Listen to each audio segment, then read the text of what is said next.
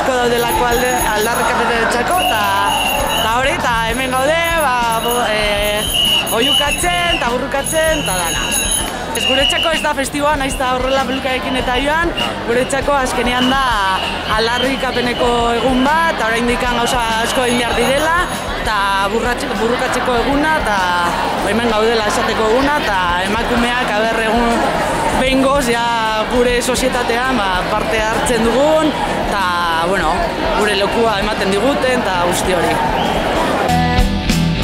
Zinematokian Juliet Erizo sentitzen zintudan denboraren arnaz estua. La diferencia entre presos y presas empieza desde el mismo momento de la detención. O sea, las presas tienen otro tipo de incomunicación, se dan torturas sexistas, se dan agresiones sexistas de todo tipo. Cuando pasan a las cárceles, en el Estado español hay 3 cárceles de mujeres, luego comparten, se adaptan módulos en cárceles de hombres para mujeres y por lo tanto no están preparadas estructuralmente para mujeres.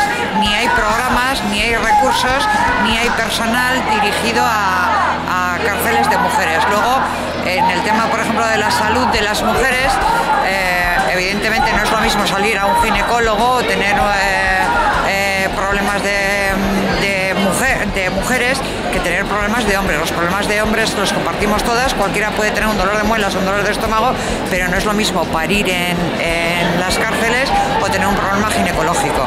En cuanto a las mujeres madres, están dispersadas por el hecho de ser madres. En las presas políticas vascas, evidentemente, están dispersadas también por el hecho de ser vascas, pero las madres están dispersadas por el hecho de ser madres, porque no hay módulos de madres en ninguna cárcel de Euskal Herria, por ejemplo.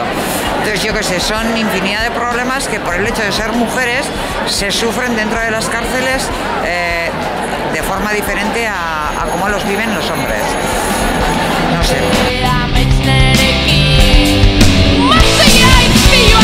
Zuzentzen